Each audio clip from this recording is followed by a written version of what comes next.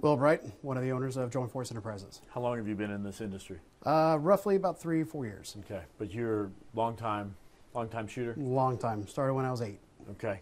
What, I mean, with the situations right here, there's a lot of questions about the debate.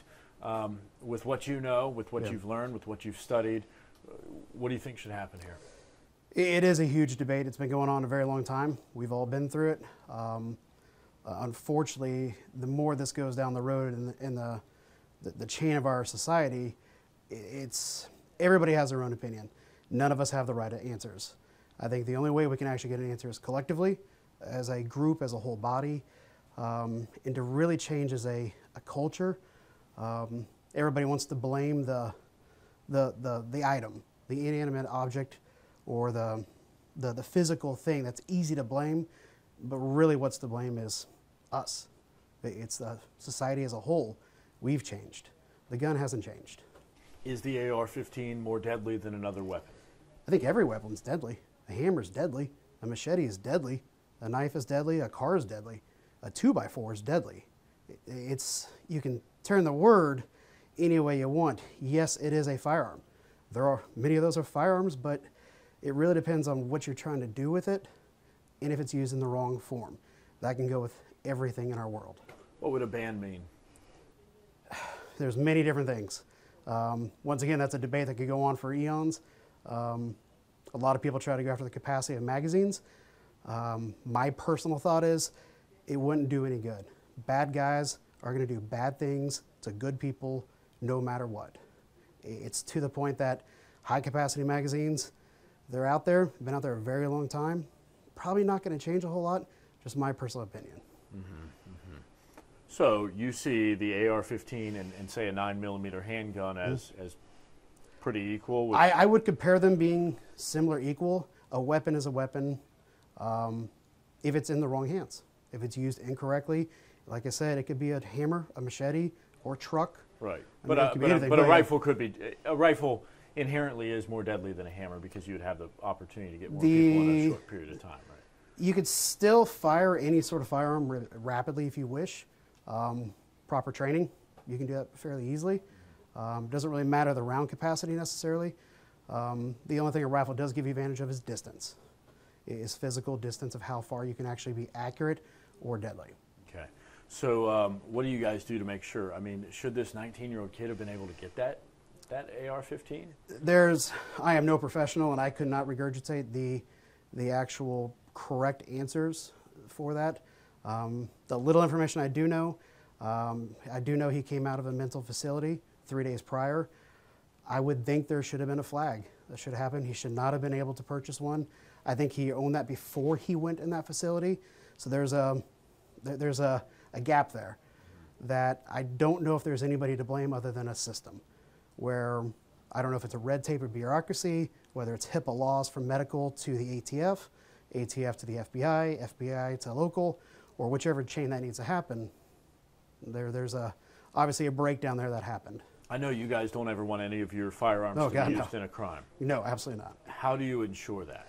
We go by the book per everything. We spend a vast amount of our time making sure that if one of our firearms is purchased here locally, even out of state, there is a set law and requirements that it has to follow. We do that by the book. We're not a high volume local seller, so we don't have that huge of a concern. Most of our firearms go into the hands of experienced long-term shooters.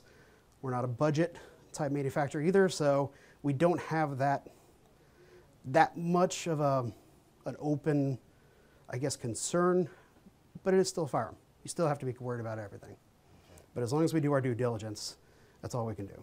Okay. Anything that you can do right now, or anything that can be done right now that you think, with your experience, would make things safer? I think allowing the HIPAA laws, the ATF and the FBI to allow local law enforcement to have a little bit more jurisdiction, give them a little bit more leadway into actually taking control of situations with what just happened with the 19-year-old. There is 39 different calls. That should have flagged somewhere. I think that's a failure in one of our systems. Have you turned somebody away? I've only turned people away when they did not pass a legal background check. And that everybody's passed 100% approval, which goes through the ATF, state law enforcement, and the FBI. But it would be no sweat off your back to turn Oh, somebody absolutely away, not. right? No, I'd have no problem. And that's the legal right. It is against the law for us to sell a firearm to somebody who does not pass a background check. They would non-approval is to leave the store immediately. Anything else? Can you alert law enforcement if somebody seems fishy and they're trying to buy, or? Once again, you get into you can't stereotype. You open up Pandora's box that way. All we can do is do our due diligence, abide by the law. It's called a 4473 background check. Make sure they fill it out correctly, verify who they are, enter it into the system. It's out of our hands at that time. Should there be a waiting period for a rifle? You know, that once again, that goes into long debate. I don't think that would change anything. The three-day handgun waiting period, if you have a concealed permit, you can take it that day. People have the proper training, the proper education for it. I don't think that would actually change anything. Should there be a 21 and up rule for the rifles? Once again, I personally don't feel there is. That's my opinion.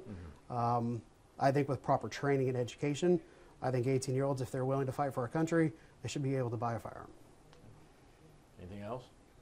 I know I rapid fired you. No, but you're fine. You're fine. I just wanted to get everything in there.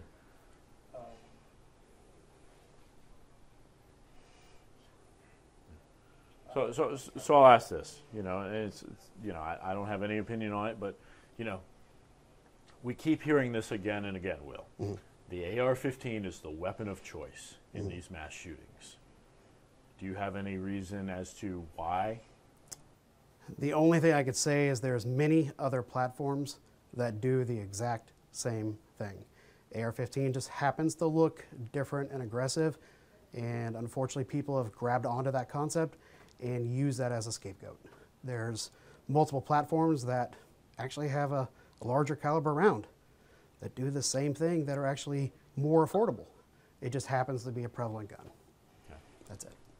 And what makes it an AR-15? What makes it an AR-15? Yeah, That's like the actually design, the style, the way that it operates as a gas blowback system.